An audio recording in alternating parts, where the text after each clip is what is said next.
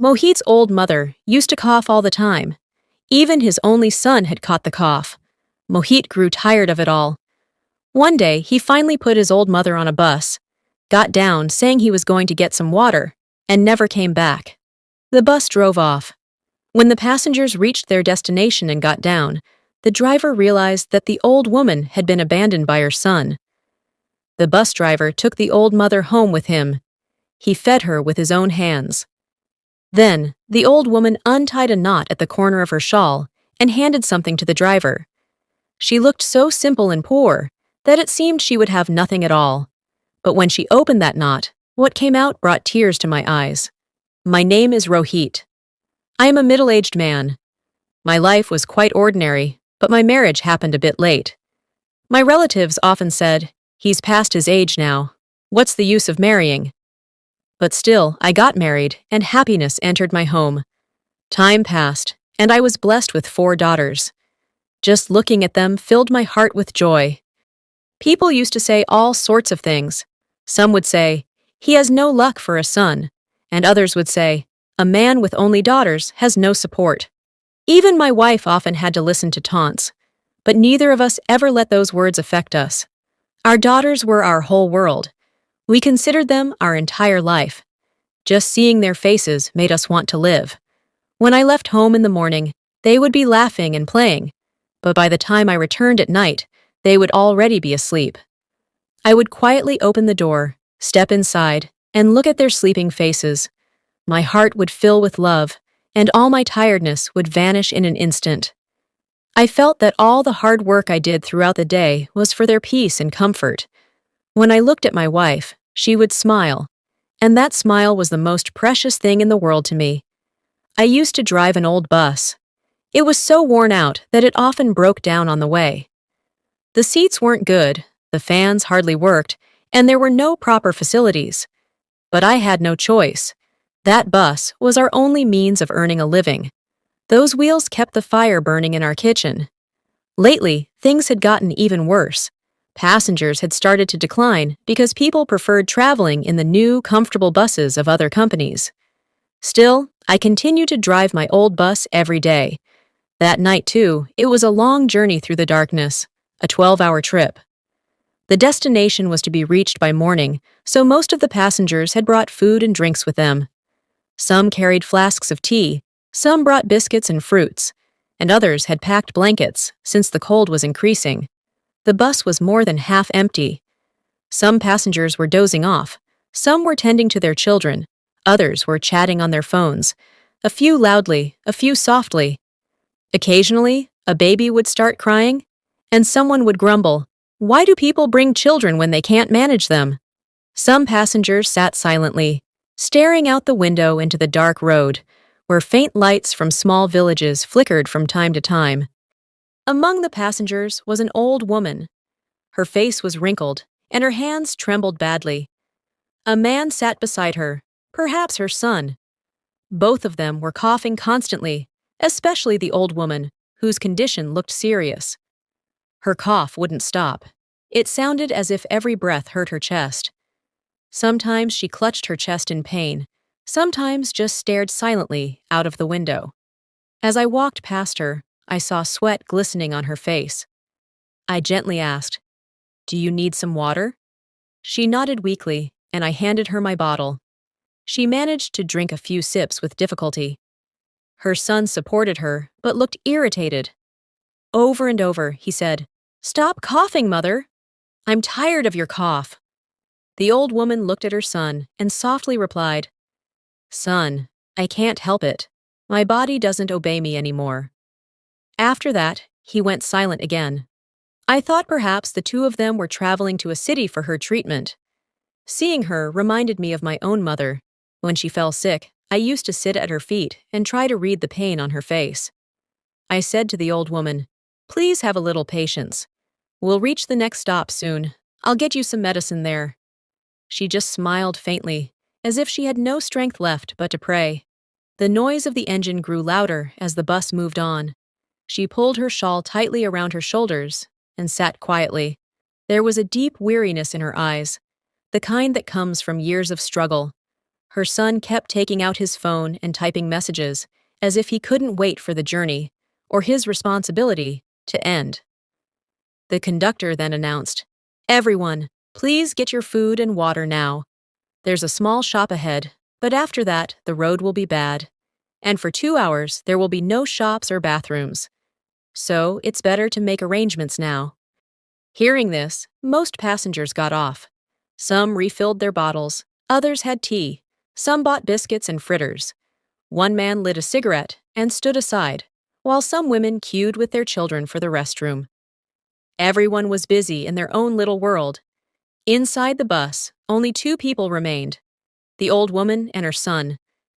The old woman said softly, "Mohit, Mohit, son, I'm hungry. Please bring me something to eat." He made a face and said harshly, "I don't have any money. All the money goes into your medicine. Where will I get food from?" His tone was sharp as he turned away to look out the window. The mother stayed silent for a while, then said gently, "Son, if I eat a little, the medicine will work better." But he still didn't reply. I was sitting at the driver's seat, hearing everything. The bus was empty, except for the three of us, the old woman, her son, and me. I felt pity for her. Her voice was so weak that it sounded as if hunger and illness had drained all her strength. After some time, the other passengers returned and took their seats. The bus started again. The road truly was terrible now, full of potholes and stones. Darkness surrounded us. There were no houses or shops anywhere in sight. The bus headlights cut through the dust while everyone sat in silence.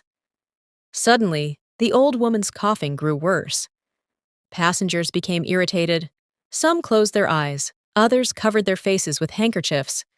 The conductor came to me and said, "Brother, this woman is really disturbing everyone." "Her son seems cruel too," I said. "Give her some water. Maybe it'll help." I handed the conductor my half-full bottle. He went and gave it to her. Her hands trembled as she took it, drank a few sips, and whispered a weak "thank you." But her son kept his face turned away, angry, not out of shame, but as if annoyed that everyone was noticing his mother. In my heart, I thought, if he's brought his mother along, the least he could do is care for her a little. This frail, sick woman probably hadn't eaten all day. The conductor nodded and said, "You're a kind man, sir, to care so much. But how many people can we care for? It's hard enough to look after ourselves." Even at the hotels, the food they give us is so little, barely worth the contract price. I told him, "We should be grateful at least for what we get. If she eats a little, what harm will it do? One should never hesitate to be kind." The conductor sighed. "You're right, sir, but who listens to such things these days?" The next 2 hours were rough. The bus kept jolting over the uneven road. Finally, we reached a small roadside hotel, the usual stop for passengers to eat. Everyone got off. I thought I should give the old woman something to eat now. When I looked back, she was leaning against her seat, asleep. Her face looked so tired, almost lifeless. I assumed her son had gone out to get her food, so I didn't disturb her. Half an hour later, everyone returned to the bus and took their seats. I noticed she was still sleeping, but her son hadn't returned. I ignored it, thinking maybe he was still outside. As the bus started again, the darkness deepened. Everything was silent except for her faint, raspy breathing, mixed with weakness and pain. I kept glancing in the mirror, but the sun was nowhere to be seen. The night grew deeper, and the road stretched on. I thought about my own home. This was the same route I took every day. 2 trips by day, and at night I'd return home to see my daughters' faces. That was my peace. Only an hour of the journey remained when suddenly a commotion arose behind me. The old woman had woken up, her face pale with panic. In a trembling voice she asked, "Where is my son? Where is he? My son! He's gone!" The bus stopped abruptly. Everyone turned around. Indeed, his seat was empty. Passengers began murmuring in shock. He must have gotten off at one of the earlier stops. The old woman's face went white. "I fell asleep. I didn't see him go," she whispered. Tears filled her eyes. The conductor came running and said, "What should we do now?" I turned to another passenger and asked, "Did you see when he got off?" The man replied carelessly, "We mind our own business, brother." First, her coughing annoyed everyone, and now this. How are we supposed to know where he went? The atmosphere grew heavy. Silence filled the bus. The only sound left was the old woman's sobs. "Where has my son gone? Where has my son gone?" I thought to myself, this must be the same Mohit who was being rude to his mother. It seemed like he had deliberately left her behind, because no one could be so foolish as to get off so far away without saying anything. The conductor said worriedly, "What should we do now? We can't go back, and we don't even know where he got off." I said, "Let's reach our destination first, then we'll see. Maybe he'll somehow come back." I tried to console the old woman, but she kept repeating the same thing over and over. "Where is my son? I want to go home." Tears were streaming down her eyes, and all the passengers in the bus were silent, as if someone had placed a heavy weight on everyone's heart. I gestured to the conductor to go and comfort her, but he looked scared himself. He said, "Rohit, brother, please go yourself." So I went and sat beside her. I gently said, "Mother, please don't worry. Maybe your son got off at the next stop or went to get something from a hotel and missed the bus. Once we reach our destination, we'll find out." She held my hand tightly and said, "Son, he would never do such a thing. I sacrificed my entire life for him. I worked day and night just to raise him. After his father's death, I labored with my own hands so that he would never have to sleep hungry. He was my only support." Saying this, she began coughing violently again. I told the conductor to bring some water. He quickly brought a bottle, and I held it to her lips. She took a few sips, then said softly, "Son, you look just like my own child. Will you take me to the place where my Mohit went?" Her words broke my heart. I said, "Mother, please don't worry. Once we reach our destination, we'll find your son. For now, please rest." She nodded, but tears continued to roll down her cheeks. She kept calling out her son's name again and again, sometimes looking up at the sky and praying. Inside the bus, only her coughing and quiet sobs could be heard. The passengers sat in silence. No one had the courage to say anything. The road outside was deserted. Darkness stretched endlessly on both sides, and the bus headlights struggled to cut through the blackness. There was an eerie stillness all around. When we finally reached our destination, the first thing I did, my duty as a driver, was to start calling the ticket counters at all the stops where the bus had halted earlier. I asked if anyone had reported a missing person. They all gave the same clear reply. No, no one had reported anything. And in today's times, everyone knows that if something like this happens to a passenger, they usually inform the nearest stop. Bus number, passenger's name, and time all get recorded. From this, one thing became painfully clear. That man had deliberately abandoned his mother and gone away. Now the question was, what should I do? In front of me was an old woman whose condition was getting worse. She was completely alone. She had no address, no phone number. Where could I leave her? With whom? If I went to the police, they would have asked me the same thing. Where is her home? And what answer could I have given them? She was an elderly woman, and illness had made her body frail. I asked her gently, "Mother, do you remember your home address?" She replied, "No, son, I don't remember the address. I only remember that the house I went to after my marriage was where I spent my entire life. That's where my son was born. That's where he grew up. Then one day he said he would buy a new house, and we moved to another neighborhood, but I never memorized the new address. I still see the lanes of my old neighborhood in my dreams." Saying this, she would sometimes burst into tears and sometimes fall completely silent.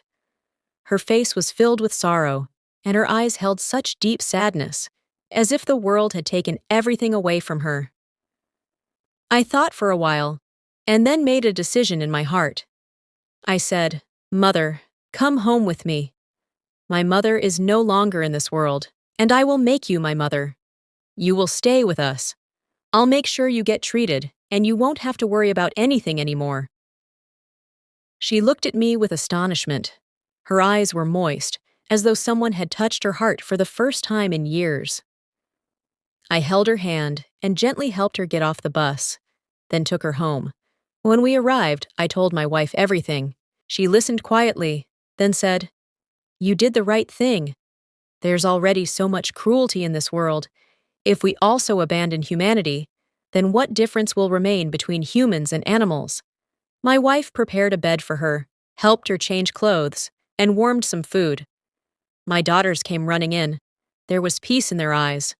One of them asked, "Papa, who is she?" I smiled and said, "She is your grandmother." "My son," I said, "you never saw my mother, but now you have a grandmother." As soon as the girls heard that, they clapped their hands in joy. One of them mischievously asked, "Is she the kind of grandma who tells stories to children?" Hearing that, tears rolled down the old woman's cheeks. She said softly, "Yes, I'll tell you stories," and lovingly placed her hand on their heads. My wife served food, but Mother's hands were trembling. I made a small morsel with my own hands and fed her. In a trembling voice, she said, "Son, you're such a good boy. Your mother must have raised you very well." After eating, she went to sleep, and for the first time in years, her face looked peaceful. The next morning, when she woke up, I started a conversation. "Mother," I said, "tell me something. Why did your son treat you that way?" She stayed silent for a while, as if remembering an old wound. Then she spoke softly. "Son, my husband was a very good man, but he had an obsession, finding gold. He used to go into the mountains, hoping to discover it. That same obsession took his life. One day, he fell from a mountain and died. After that, I raised my son all alone. He was little then, and I worked as a laborer, did sewing, just so he could live well. But when he grew up, instead of becoming my support, he began mistreating me. He once told me he wanted to get married, but his fiancée said, 'If your mother lives with us, and I have to take care of her, I won't marry you. I can't spend my life bowing down to an old woman.' So my son told me, 'Mother, come with me for some medical treatment.' I thought, perhaps for the first time, he was showing concern for me. But his intention was something else. He brought me along only to abandon me midway, to free himself from his responsibility. Hearing this, my heart trembled. Tears welled up in my wife Perna's eyes too, and my daughters fell silent. A strange stillness filled the house. The old mother continued speaking. "Son, when a person becomes cruel, they don't even realize how cruel they are. And when someone is good, they too don't realize how great their goodness is. You brought me into your home. That shows your greatness." I held her hands and said, "Oh, Mother, please don't worry. This is your home now. She is your daughter-in-law, and these are your granddaughters. You will live here with us." She nodded slowly and smiled. But behind that smile was the sorrow of many years. She was trying to hold herself together, but the moisture in her eyes revealed that the weight on her heart hadn't yet lessened. I had accepted the old woman as my mother, but now her illness had begun to trouble me deeply. Every day I wondered, where can I get her treated? Where will I find the money? The condition of our home had already become very difficult. I had 2 daughters who went to school, and their monthly fees pressed on my heart like a burden. My youngest daughter was still an infant, and the cost of her milk was another expense. After paying house rent, the electricity bill, and daily household costs, nothing was left in my pocket. My wife, Perna, was a woman of great courage. When I talked to her about Mother's treatment, she said, "Don't worry. Everything will get better. God will take care of it." I saw reassurance on her face, but in my heart, I still felt the weight of uncertainty. How will everything really be okay? That night, when I returned home from work, Mother seemed a little better than the previous day. She was sitting on the sofa. My wife had given her some clean clothes, and in those freshly washed garments, she looked radiant. She was telling a story to my daughters, and a soft light seemed to glow on her face, mirrored by the bright smiles on my daughters' faces. The girls had formed a circle around her as she spoke. Once upon a time, there was a very brave man who loved his wife and his son very much. He used to go into the mountains to look for gold for them. There was a strange sparkle in her eyes, as if she had gone back to some bright moment from her past. The daughters were listening in amazement. The story was halfway through when my wife softly said, "Mother, please have your dinner now, and get some rest too." Mother nodded and paused the story there. Later that night, when everyone had gone to sleep, the youngest daughter went to Mother and asked, "Grandma, did that brave man ever come back?" Hearing that, Mother's lips trembled and tears began to roll down her cheeks. I quickly said, "Please don't worry, everything will be fine." But my words did nothing to lessen her sorrow. The next day, I took her to the hospital. The doctor examined her and said, "There's inflammation in her lungs. It's an old illness, and it seems she never received proper treatment. It's not tuberculosis, but a severe cough. The treatment will take time." He wrote out a prescription and gave a list of injections. I reached into my pocket, and every rupee I had went toward buying her medicines. On the way back, I kept thinking how I would manage the household expenses now. That night, when I returned home, Purna asked, "Didn't you bring today's earnings?" I told her everything, that the owner said the bus had broken down, there was engine trouble, and the repair would cost money, so for the next few days, I'd get only half my salary. Purna looked worried and said, "How can that be? The bus isn't yours, it belongs to your boss. The repair costs should be his responsibility. Why should you suffer for it?" I said, "The owner made it clear. If I don't like it, I can leave. There are plenty of other drivers who can take my place." Hearing that, sadness spread across Purna's face, because she knew that if I lost my job, we would once again fall into that same darkness from which we had escaped with great difficulty. I said, "Just pray that somehow this difficult time passes." We didn't realize that she was listening to our conversation. She was lying there quietly, but there was a faint sparkle in her eyes. Perhaps she had drifted off to sleep. Even before this, we had seen a kind of poverty that breaks a person completely. I had lost my job, I had fallen ill, and there wasn't even food left at home. My daughter would go to bed hungry. Their bodies had grown weak. My elder daughter's studies were ruined. 2 years wasted. Every day, I went out to look for work, but returned with failure. Then one day, I found this bus job, and slowly, food began to appear on our plates again. It felt as though life had taken a new turn. That's why, no matter what happened, I couldn't think of leaving this job. She quietly observed everything. Sometimes she would sit in a corner of the house. Sometimes she'd play with the girls. From her eyes, it seemed she had already understood our situation. She saw how empty our home was. Nothing hung on the walls. Only an old mat lay on the floor. The cot was worn out, and I, along with Purna, or sometimes all the daughters together, would sleep on it. In the kitchen, there were only a few utensils, and just one fan, under which everyone would sit during the hot summer days. The daughters didn't even have toys. Sometimes they built little houses out of bricks. Sometimes they picked up broken containers and played with them. If they ever found an empty bottle on the road, they would turn it into a doll. Their school situation was bad, too. Old uniforms, torn shoes. But still, there was hope on their faces, as if poverty had not been able to steal the light from their hearts. Mother would smile watching them, then say to my wife, "You get so tired doing all this work."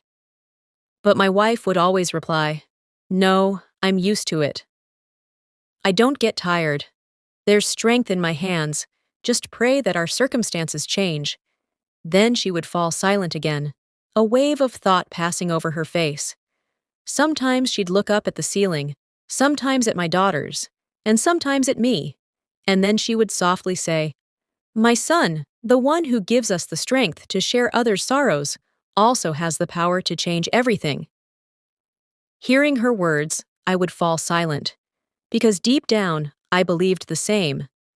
That if your intentions are pure, one day everything gets better. Then one day, the electricity bill arrived. Whatever money I had, I spent it all paying that bill. When I returned home, my wife quietly said, "There's nothing left to eat in the house, only one plate of lentils and a single bread." She spoke in a very soft voice, as if she didn't want the daughters to hear. I looked at her with tired eyes and asked, "What should we do now?" She said, "Let's give the food to Mother. She's old and sick. At least her stomach will be full. I'll put the girls to sleep by telling them a story so they don't feel hungry. We'll see in the morning what happens." In a voice heavy with sadness, I said, "What will happen in the morning? We'll still be hungry. We have no money, no hope." My wife replied gently, "Something will work out. Everything will get better. Maybe we'll go to my sister's house. Perhaps we'll get some help from there." I said, "Your sister's house is in the same condition. They're struggling too. She can hardly take care of her own 2 children. What could she possibly do for us?" My wife took a deep breath and said, "All right, we'll think about it later. For now, let's give the food to Mother." Both of us took the plate with lentils and the single bread and went toward her room. The room was dim. A small bulb flickered faintly. She was sitting on the cot, deep in thought. When we entered, it seemed as if she had already been crying. Tears shimmered at the corners of her eyes. She looked at us and said softly, "Son, I know everything. I heard what you both were talking about." My wife's face turned pale. I quickly said, "No, Mother, it's nothing. We just brought you food." She said, "I may be an old woman, but I've studied up to the 10th grade. I'm not ignorant, not a fool. I understand everything, I see everything. You two are taking food from your daughters' mouths just to feed me, and I'm a woman who doesn't even have a blood relation with you. This is your humanity, your kindness of heart, and because of that, you deserve something I have never given to anyone." I was stunned and asked, "Mother, what do you mean?" "Forget that. Please eat your food. You must be hungry," she replied softly. "I'll eat. We'll all eat. But not just lentils. We'll eat good vegetables. Your daughters will wear new clothes and study in a good school. The broken roof of your house will be repaired. And as for your wife, she only has 4 pairs of clothes, and she even gave one to me.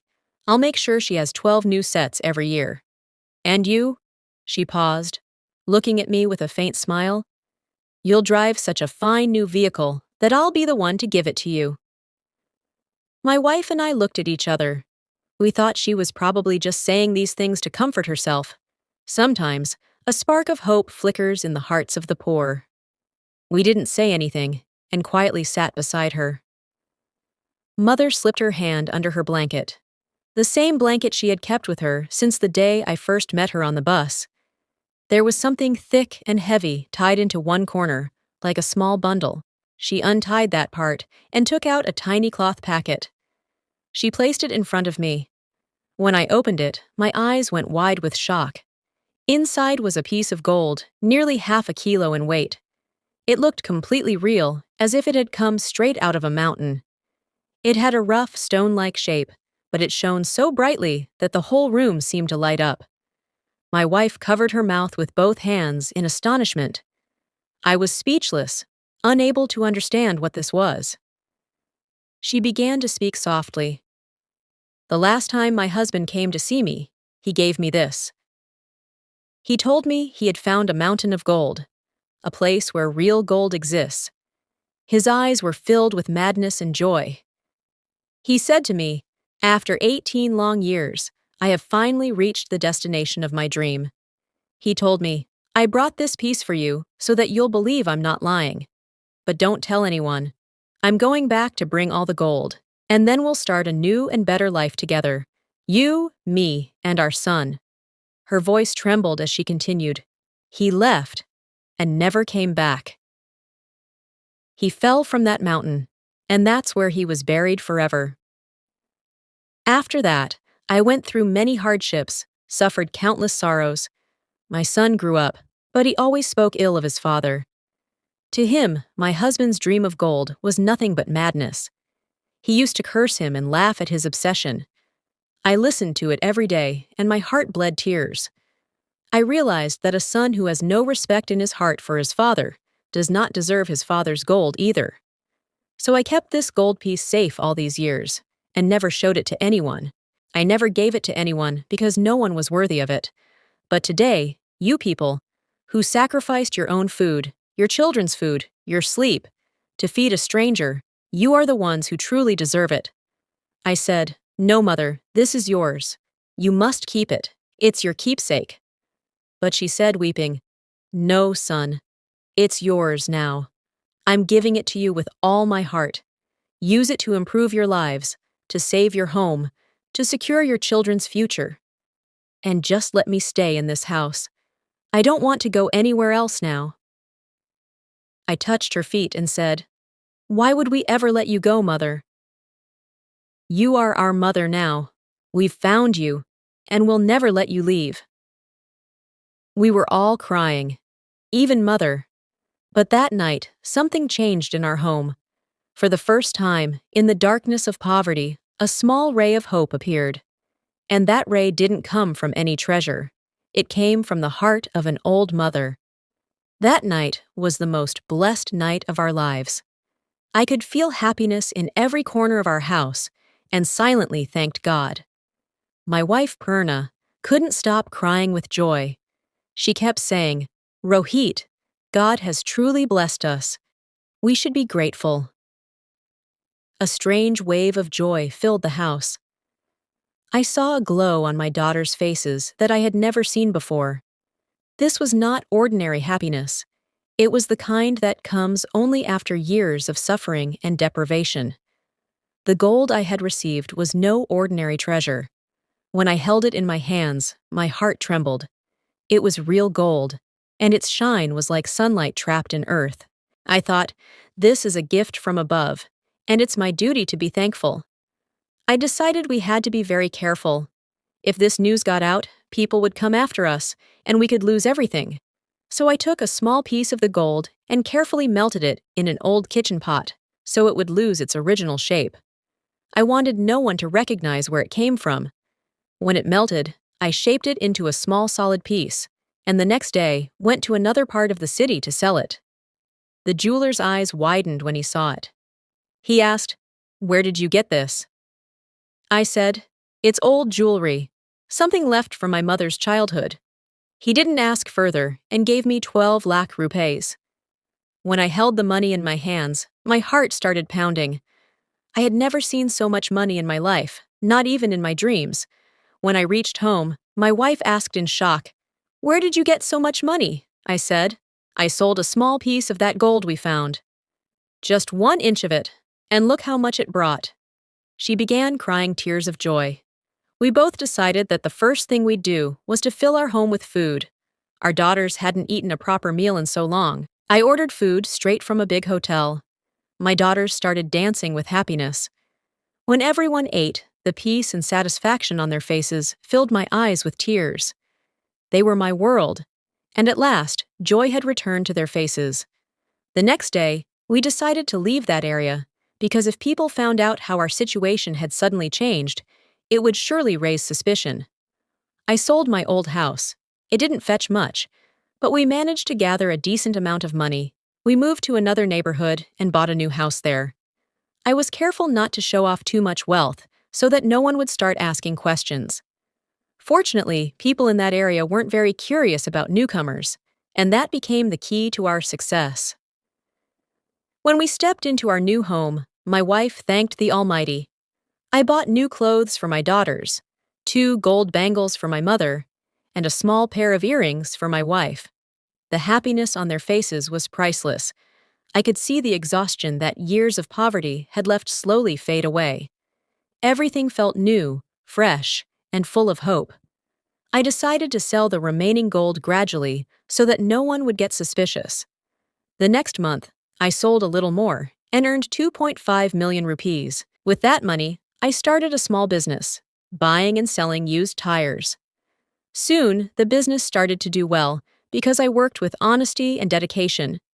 Within a few months, it flourished, and our living conditions kept improving. I admitted my daughters into a good school in the city. I bought them uniforms, books, shoes, and school bags. When they went to school for the first time in their new uniforms, my wife stood at the door crying. She said, "Rohit, I can't believe these are our daughters. We don't have to bear anyone's taunts anymore. Our daughters will study, they'll move ahead. Their destiny has changed. Now, our home had everything: happiness, peace, and respect." My mother's health also began to improve. The doctor said her treatment was going well, and she no longer coughed the way she used to. My wife took great care of her. When I returned from work, the house would be filled with a pleasant fragrance. My daughters would be laughing and playing, my mother smiling as she watched them, and my wife preparing dinner. I often thought, if that day hadn't come when I found the gold, we might still have been struggling in poverty. But by God's grace, everything changed. For the first time in my life, I felt true contentment. I even bought a car to make my business easier and hired my younger sister's son so that he could learn the trade too. I thought it was now my duty to help others. I sent clothes and groceries to an orphanage. That day, I felt a strange peace in my heart. Time passed, and little by little, we achieved everything we had once only dreamed of. A new car, a nice house, our own business, and above all, respect, the most precious thing in the world. Now people looked at us and said, "Rohit is such a hard-working man. Fortune has truly favored him." No one knew how our luck had really changed. I never told anyone the truth, because I knew that some secrets are best kept hidden. It's safer that way. I started dreaming about my daughter's future. I supported them in completing their studies and began searching for good matches for their marriage. When my elder daughter scored the highest marks in school, I bought her a new phone. She hugged me tightly with joy. My younger daughter said, "Papa, you've always given us everything. We don't want anything else. We just want you to stay with us and be happy." I booked an appointment at the city's top hospital for my mother's treatment. The doctor said, "She's doing much better now, but she still needs care." So I built a comfortable room for her, where she could rest peacefully. She often said, "Rohit, son, God has given you everything now. But always remember, nothing lasts forever. True wealth is honesty." I would listen to her words and silently thank her prayers, because deep down I knew it was her blessings that had brought us this far. Now my home felt no less than heaven. In the morning, my daughters went to school and returned smiling and cheerful in the afternoon. My wife would have tea ready, my mother would bless me, and when I returned home in the evening, everyone's faces glowed with happiness. For the first time in my life, I realized that when hard work is blessed by divine grace, the world truly transforms. Sometimes at night, I would go up to the terrace, look at the sky, and think about that night. The night I found the gold. It was the turning point of my destiny. But to reach that point, I had prayed so much, observed so many fasts, spent countless sleepless nights. I had always worked honestly, never wronged anyone, and perhaps this was the reward for that honesty. Now my only wish was to make my daughters strong and independent, so that they would never have to depend on anyone. I enrolled them in computer classes after school and told them, "Education is the greatest treasure in life. Gold and silver may vanish, but knowledge always keeps a person elevated." My daughters listened with full sincerity and promised that they would make me proud. Life was peaceful now. My mother's health had improved, my wife was content, and my daughters were happy. Each morning, when I left for work, a strange sense of calm filled my heart. I thanked God for giving me everything I had once never even dared to dream of. Now I often prayed quietly that these blessings would remain forever, that sorrow would never enter our home again. It felt as if all the sorrows of my life had finally scattered away, like dark clouds dissolving in the sunlight. Every morning began with a new light, and each day I thanked the Almighty for giving me the life that was once only a dream. Mother now lived with us, and her health had improved tremendously. Once her treatment began, and she started getting proper rest and good food, She began to recover on her own. She smiled often now. The glow that had once faded from her face had returned. I would see her sitting with a cup of tea, talking to my daughters, sometimes blessing them, sometimes telling them stories. There was no trace of worry in her eyes anymore. Peace was written all over her face. But there is one thought that still lives in my heart. Her son never came back. The one she prayed for every single day. The one she stayed awake for at night. He was lost somewhere. Perhaps destiny had brought us together so that I could become the support of her old age, because now she saw her whole world in us. Many times I wanted to ask her, "Do you miss your son?" But she never answered. She would just fall silent and lower her gaze. Her life began to revolve entirely around us. She called my daughters, her granddaughters, and prayed for them every day. She played with them, and my wife cared for her with love and patience. Sometimes, at night, Mother would quietly gaze at the sky, as if remembering someone, then turn away and spend long moments in prayer. Her son's name never crossed her lips again, as though he had faded away like an old dream. Perhaps she no longer wished to remember him, because now she had found a new home, a new support. Now we were her peace. We were her world, and her prayers were our greatest treasure. Sometimes I think, if life had taken a different turn that day, maybe I wouldn't be here now. When Mother first saw me, she had simply said, "Son, now you are mine." And you know, that one sentence changed my entire life. I never asked her why she accepted me, why she trusted me so much. Maybe because, at that time, trust was greater than my hunger. Mother hadn't just given me food, she had given me identity. And that identity I still carry with pride. Life wasn't easy. Many times I broke from within. I often wished I had someone of my own who could feel my pain as their own. But life taught me that family isn't always those connected by blood. Real family are the ones who stand beside you. And Mother always stood by me. After Mother passed away, everything felt empty. Without her, the house, the kitchen, the evening tea, everything seemed incomplete. But when my daughters grew up and their laughter began to fill the house again, I felt as if Mother had never left. She was still here, in these walls, in every breath, in my daughters' smiles. Sometimes people ask me, "Rohit, why didn't you call back the son who had left?" I just smile and say, because the one I lost was blood, but the one I found was a soul.